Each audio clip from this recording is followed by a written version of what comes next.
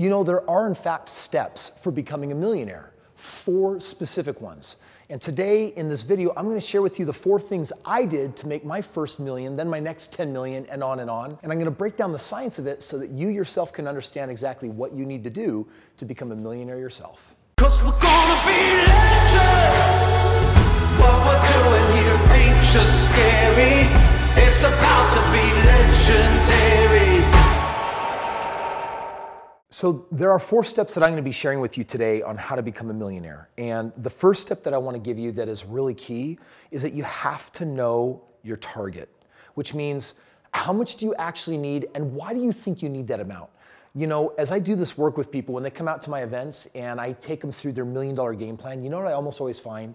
People think they need more money than they actually do. It's actually kind of crazy how much money people actually think they need when it comes to this game of financial freedom and retirement. And the reason why is because we're trained with an accumulation mindset that says, I need millions of dollars, enough money that I could live on it forever.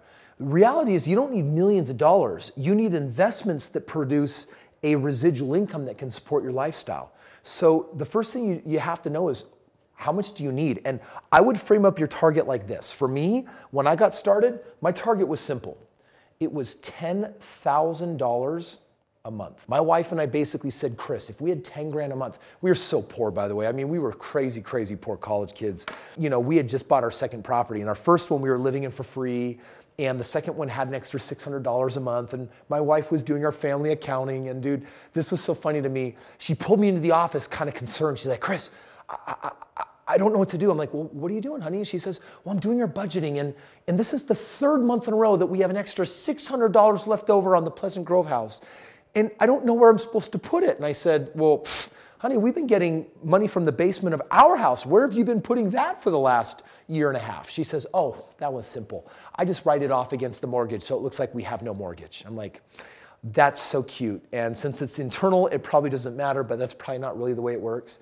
My wife she loved the fact that we just didn't have mortgage. So she thought that was pretty good. You'd think that would be pretty cool too, I think. Now I have this extra money coming in our second property and I pay it to the mortgage, but there's $600 left over. And I'm like, what are you doing with it? She's like, I'm paying off debt. I'm like, okay, so that's making you happy. Here's when it all changed. It's when she asked me, hey, Chris, can we get another house? And I thought to myself, you're the skeptic. Why are you asking me for another house?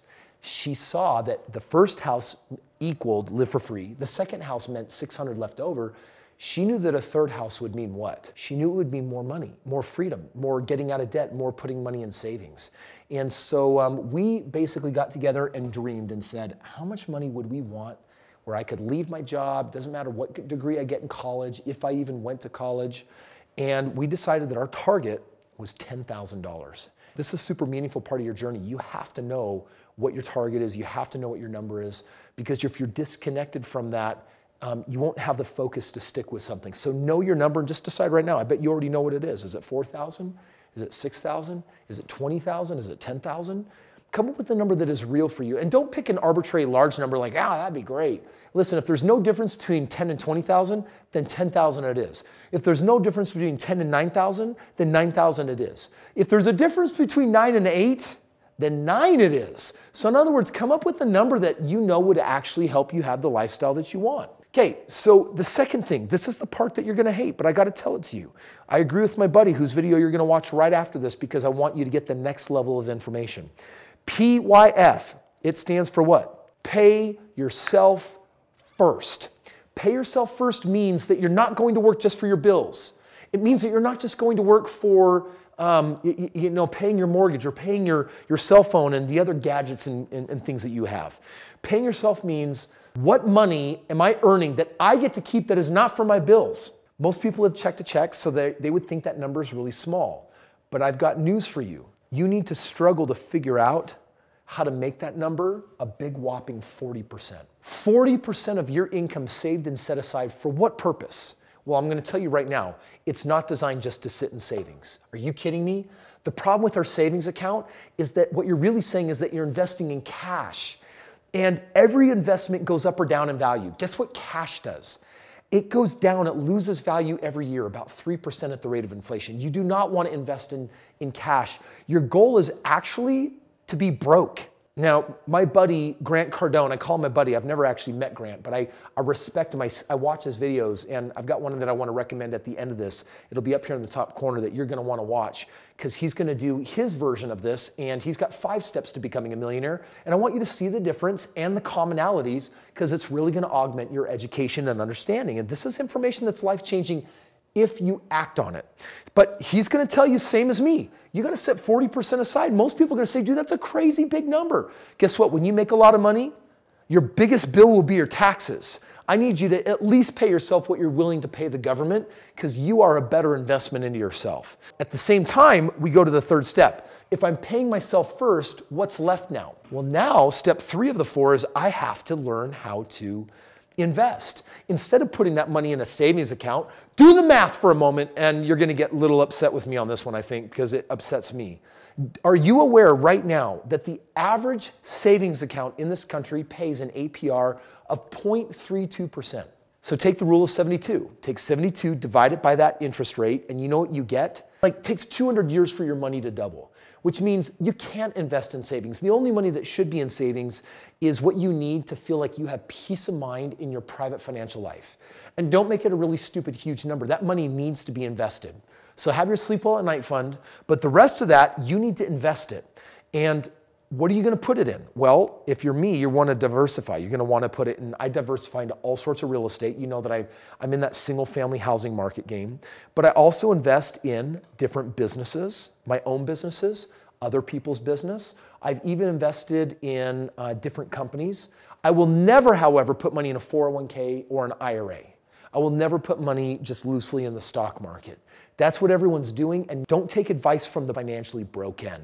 Because I want you to be broke. I don't want you to have $200,000 sitting in a 401k, IRA, or savings account earning you basically 0.0 nothing%. You got to get it out there. If it can't double in 5 years, then what do you expect in 30 years when you want to retire? Dude, that money's got to double many times over, which means you got to stop looking at society's stupid financial game plan. Give me a break. Now, the 4th step is, what do you invest in? You invest in things that produce a residual. So for example, when I actually purchase a property, it actually gives me something every month. It gives me a residual income. So if it's paying me, let's call it $400 a month, guess what? That is a return that I'm getting for money that I'm putting out. I know my target. I know what I'm trying to get to as far as paying myself. I invest it in vehicles that produce a residual. Then this 400 is now looping back and going towards what? Your $10,000 goal. So my wife and I, when she had that $500-600 cash flow a month, she said, what do we need to do? The game plan was simple. Because we knew that we wanted to get to 10,000 a month, it meant that we would need 20 properties. And you know what? We spent the next 3.5 years acquiring 20 properties. And when I had 25 properties, I was at 12,000 a month. And that's when I quit my job. Now, this was the coolest part. When I quit my job, it created the financial freedom and time freedom to just start doing whatever I wanted. And that's when I started learning who I was. That's when I started figuring out how I want to give back to the world. You know, right now, a lot of my energy and money and time goes towards my charity efforts, the amount of community service and helping people that are looking for that way to get lifted up. It's like so fulfilling for me. It's something that I love doing. I couldn't do it, however, if I had a job. At least I couldn't do it nearly as easily. So now I will tell you, I love the game of real estate. This document right here, it goes over the last 4,000 deals that I've done over the last 15 years. We've just been crushing it. What I love about real estate is that I can put my money in and it can write me a check every single month if I do it the right way. If you hang out and subscribe to my channel, you're gonna get a lot of learning on what that looks like. What I want you to do right now though, is I want you to click the video popping up right over here. It's Grant Cardone. He's got amazing information in this video on his perspective on his 5 rules. I want you to find the one that's different than mine because I think that it's unique. I think it's different. I think it'll give you actually some better understanding of what it is that I believe, what he believes, and I think that you have a lot to gain from it. So click the link, watch that, figure out the difference between our 2 bits of advice, and either way, I think you're gonna find some strong commonalities so that you can move forward and financially crush it.